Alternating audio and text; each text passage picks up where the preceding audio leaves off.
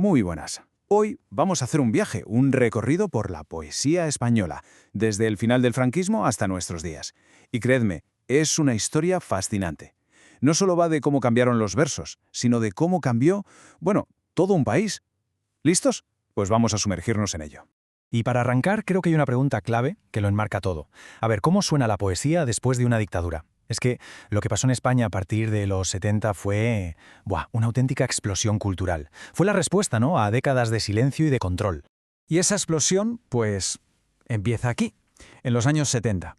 Y no fue un cambio suave, no. Fue una ruptura total. Llegó una nueva generación de poetas con ganas de demoler la poesía social que se venía haciendo y proponer algo radicalmente diferente. Ya a esta gente se les conoció como los novísimos. El nombre, que suena así como muy rompedor, viene de una antología que se publicó en 1970.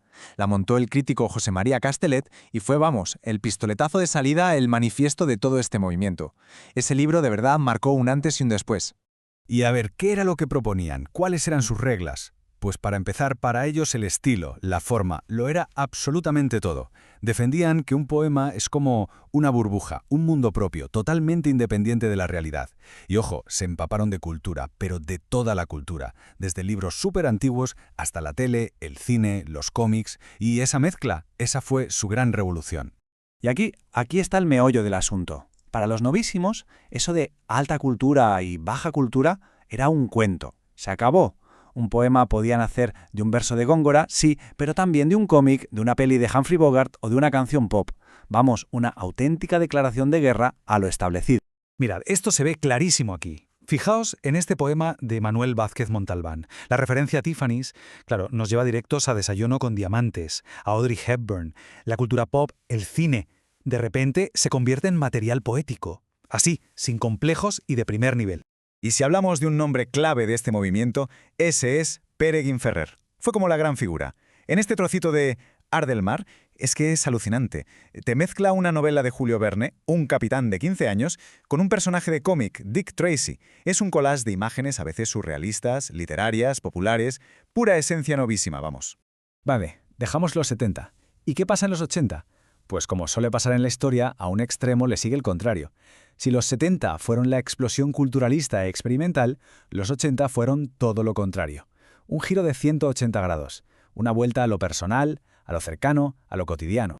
Esta tabla lo deja súper claro.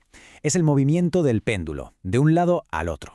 Del lenguaje hermético y experimental de los novísimos pasamos a un lenguaje coloquial, que se entiende. De los temas exóticos, hablar de la vida en la ciudad, de los recuerdos, del amor, de lo que nos pasa a todos. Por eso se llamó poesía de la experiencia. La idea principal de la poesía de la experiencia era muy sencilla: volver a conectar con la gente. Querían que la poesía comunicara, que hablara de emociones y de la vida real. Y para eso se fijaron en maestros como Machado o Gil de Viedma. Y un truco muy interesante que usaban era el del yo ficcional. O sea, el que habla en el poema parece el autor, pero en realidad es un personaje, una especie de máscara que se pone para contar sus historias. Y aquí tenemos a uno de los grandes nombres de esta corriente, Felipe Benítez Reyes. Libros suyos como Los vanos mundos son el ejemplo perfecto de esta nueva sensibilidad, mucho más íntima, más reflexiva y tranquila, por así decirlo. Escuchad este fragmento suyo. Con algo tan simple como el viento golpeando una puerta, el poeta nos transporta a un recuerdo de la infancia, a una habitación cerrada, llena de misterio, de melancolía. Es directo, te llega y te está contando una pequeña historia. Pura poesía de la experiencia. Muy bien, ya hemos visto el choque, los 70 contra los 80. ¿Y qué pasa en los 90? Pues que el tablero de juego se rompe. Ya no hay un movimiento dominante que se opone a otro. El panorama se fragmenta, se llena de un montón de caminos distintos que conviven a la vez. El mapa poético se divide.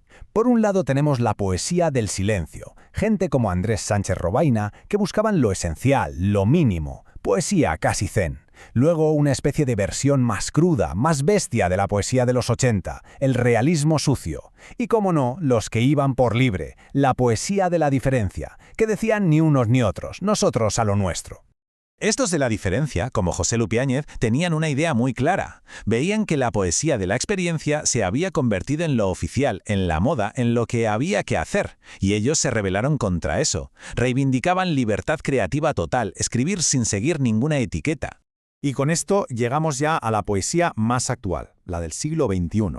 El mapa sigue siendo súper abierto, con 1000 cosas pasando a la vez, pero sí que hay una corriente que ha cogido muchísima fuerza, y es la vuelta del compromiso político y social. A esta corriente se la llama poesía de la conciencia, y aquí no hay medias tintas. Estos poetas ven el verso como una herramienta, casi como un arma. ¿Para qué? Para criticar las injusticias del sistema, el capitalismo salvaje, la insolidaridad. Para ellos, la poesía es un espacio de resistencia, un grito de alerta. Uno de los nombres más potentes de esta línea es Jorge Richman. Su poesía es el ejemplo perfecto de cómo un poema puede hablar, y muy en serio, de ecología, de crisis económica, de desigualdad. Su objetivo es claro: sacudirnos, despertar conciencias.